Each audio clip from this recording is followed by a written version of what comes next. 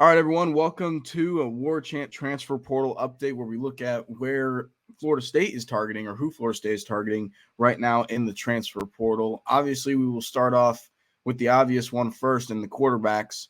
Florida State has kind of narrowed this down to Cam Ward and DJU. I'm not even going to try to pronounce his last name. It will not go well.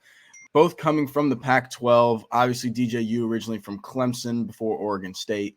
DJU is the only officially scheduled visit, which will come this weekend. Cam Ward is in Miami Tuesday visiting there. And it is expected. We do expect him to visit Tallahassee before his trip in Florida is over.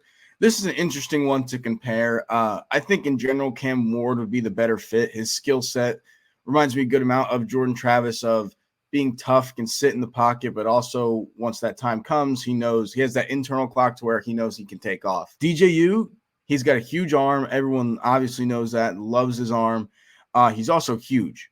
He's 250 pounds. He can break through a line. He can get through some tough parts and break some tackles, which could be huge for an offense where we've seen a running quarterback does help out a lot. Whenever Jordan Travis was running the ball a lot last year, we saw the offense do better in general.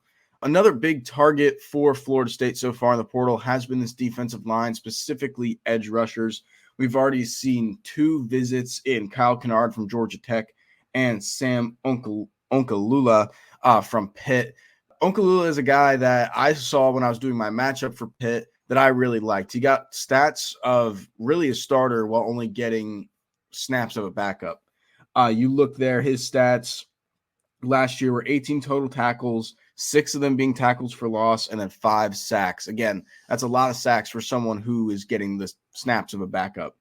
Kyle Kennard, also very good. We talked to him after the visit on Sunday. He seemed to really enjoy it, the development side and how Coach JP runs his defensive ends and gives them freedom off the edge to do whatever they want. Was a big selling point for him, and he really liked it. He also got the chance to talk to Jared Verse, and they're coming from really the same spot, right? Jared Verse was in his shoes 2 years ago. Obviously, they got to Florida State or visiting Florida State differently from Albany and then a Power 5 school in Georgia Tech, but still the same shoes, still the same situation where they can get developed. Another guy that we saw visit that isn't an edge, but we'll get to more edge rushers and more targets there here in a second, was Carter Smith, offensive tackle from Indiana. He was only a redshirt freshman, so he's pretty young, but he saw a lot of experience at Indiana with over 700 snaps this past year. Something interesting with him is he also had 3 different offensive line coaches while he was a Hoosier. So he kind of gets an interesting way to compare all these coaches when he goes on visits. He has also visited Ole Miss and Virginia Tech outside of Florida State. For other schools, he still is looking around. He doesn't have any visits planned for sure, but he said he was still working out dates. He did not name names. Now for other defensive line targets that haven't visited yet, but they're definitely gaining interest on. We will start off first with LT Overton, defensive lineman from Texas A&M. He has visited University of South Carolina and will visit Alabama this weekend. This kid is a former 5-star. He was top 12, I believe, was industry rankings in the 2022 class. He was a part of that Texas A&M big number 1 2022 class. He did get an in-home visit from Florida State this week. Their interest is there. Obviously, a visit is not scheduled yet, but he, like I said, he's already visited South Carolina. He's visiting Alabama. The interest is there if he's getting an in-home visit and talking to the coaches. We will see if that visit gets scheduled soon. Another guy I want to watch or have been watching and has been a big one is Princely Umanyalan from the University of Florida. He was one of their best linebackers and edge rushers this past year. He had 39 total tackles, 11 tackles for loss, and 7 sacks. This was a guy who I believe he was out for a game, but he was someone we were watching going into the Florida game when Florida State played him. He is very good and someone to watch. Another guy from Texas A&M is Fidel Diggs, another defensive lineman who also is getting mutual interest and also had an in-home visit with the staff.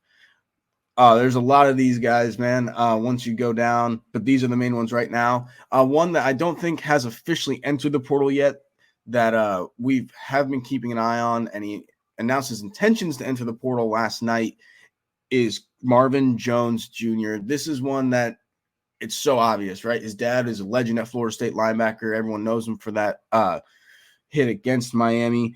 His stats at Georgia were also pretty good. He had 4.5 tackles for loss, 22 total tackles, and 1 sack. Again, Florida State legacy, the ties are there. Once he officially enters the portal, I think this is a guy that we have to keep an eye on for sure. It's a guy that Florida State could move in quickly on, but it is definitely one to watch with the Florida State ties. That is all we got for now. Thank you, guys. And we'll see you here next time as the portal keeps turning. There'll be a lot of these.